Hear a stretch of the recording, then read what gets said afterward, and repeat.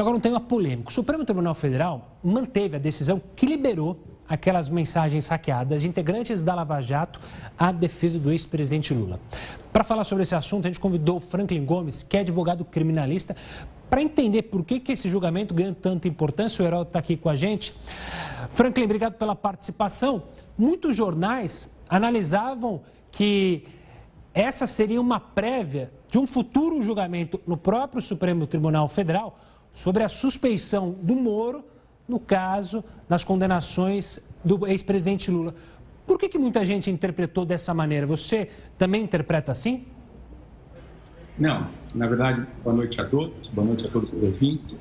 O que nós tivemos hoje no STF foi tão e somente uma decisão que diz respeito à possibilidade da defesa do então ex-presidente Lula ter acesso ao material que foi produzido em uma outra investigação.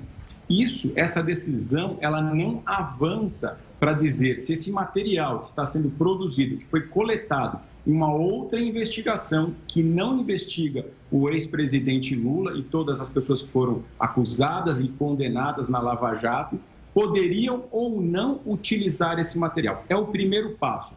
Posso ou não acessar esse material. E isso é importante que se diga, que não atinge exclusivamente ao ex-presidente Lula e as pessoas que foram investigadas, condenadas e processadas na Lava Jato. Mas toda e qualquer pessoa que eventualmente tenha sido acusada, processada ou condenada e que eventualmente tenha uma outra investigação que possa fornecer elementos que digam respeito ao caso.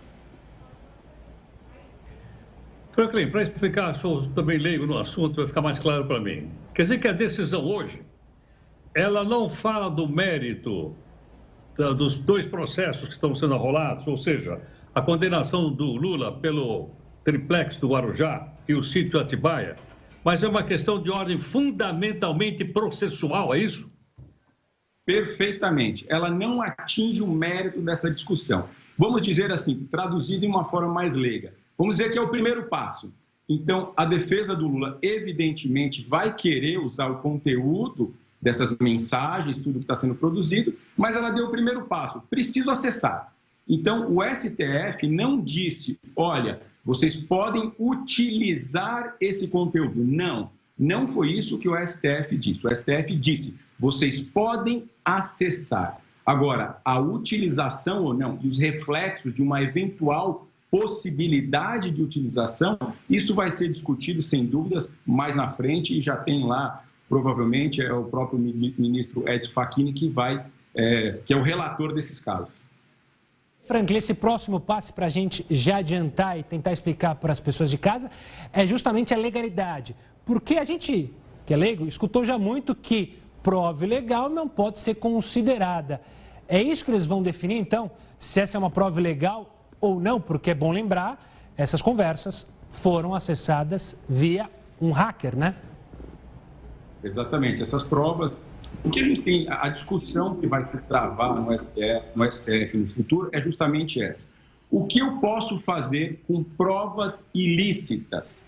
Eu posso ou não utilizar provas ilícitas, em que momento e para quê?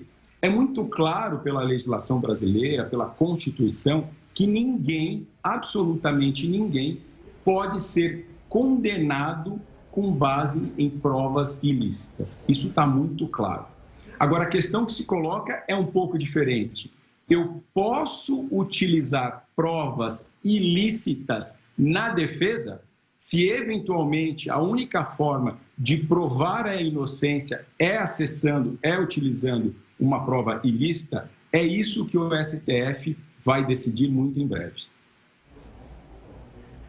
Franklin, ontem também nós divulgamos o fato de que o presidente Lula, o ex-presidente Lula, indicou Haddad novamente para ser o candidato a concorrer à presidência da República pelo PT e seus aliados na eleição daqui 2 anos. De certa forma, isso está me dizendo o seguinte, que esses processos vão demorar tanto que provavelmente o presidente Lula lá em 2022 ainda não teria uma decisão sobre ele. Eles demoram, a tendência é demorar, se resolver rápido, porque se resolver rapidamente, ele poderá ser candidato. Se não resolver rapidamente, ele não poderá ser candidato, porque foi condenado e já, inclusive, em segunda instância. É por aí ou não? É por aí, sem sombra de dúvidas. Apesar de ser um tema muito importante, que vai ter um impacto não apenas no caso do ex-presidente Lula, mas de todas as outras pessoas que estão na mesma situação, é muito difícil que a gente tenha uma decisão definitiva com relação a isso antes das eleições.